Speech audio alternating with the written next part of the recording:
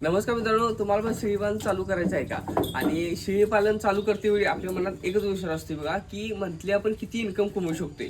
आणि मंथली जर 1 lakh plus income कमवायचं असेल तर तुमच्या डोक्यात हा बी विचार असेल की किती शेळ्या घ्याव्या लागतील जेणेकरून मी मंथली 1 लाख प्लस इन्कम कमवू शकतो.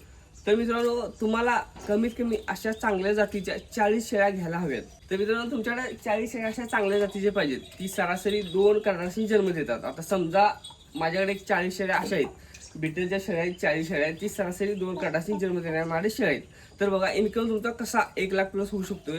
बघा आता माझ्याकडे 40 शेळ्या आहेत, जेव्हा त्या येतात त्यावेळी 40 शेळ्या सरासरी 2 करडं देणारी 80 करडं झाली. जेव्हा ती वेली त्यावेळी ती काय झाली, 80 करडं झाली.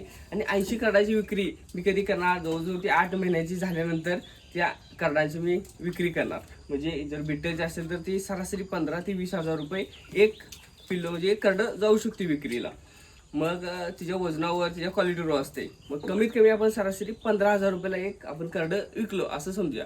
समजा तुम्ही एक 15,000 रुपयाला करडं विकलं तर 80 करडाचं तुम्ही 12 लाख रुपये 8 महिन्यात मिळवलं. 8 महिन्यात तुम्ही 12 लाख रुपये जरी मिळवलं तर तो टोटली आपला इन्कम नाही, त्यामध्ये तुमचा खर्च आला. त्यामध्ये तुमचा खर्च किती आला, सुकाचार आला, त्याला खुराक आला, मेडिसिन आलं, लसीकरण आलं, त्यानंतर असंच बरंच तुमचा इतर काही खर्च किंवा मृत्यू दर थोडंफार असं. जर आपण वर्ष 4 लाख सोडलं, 12 लाख मधून आपण 4 लाख खर्च धरला, 4 लाख सोडलं तर मिनिमम तुम्ही 8 महिन्यात 8 लाख रुपये कमवलं. आता 8 लाख रुपये जर तुम्ही कमवलं असेल तर तुम्ही महिन्याला 1 लाख रुपये तरी कमवलं. मग जशा तुमच्या शेळ्या जास्त, जसं तुमची शेळ्यांचे वजन, ग्रोथ, क्वालिटी जितकी चांगली तितकं तुमचं आणि इन्कम जास्त होऊ शकतोय. तर मित्रांनो, अशा प्रकारे जर आपण शेळीपालन चालू केलं तर नक्की 1 लाख प्लस इन्कम कमवू शकतो. त्यानुसार तुमचं प्लॅनिंग पाहिजे, तसं तुमच्या चांगल्या जातीच्या शेळ्या पाहिजे.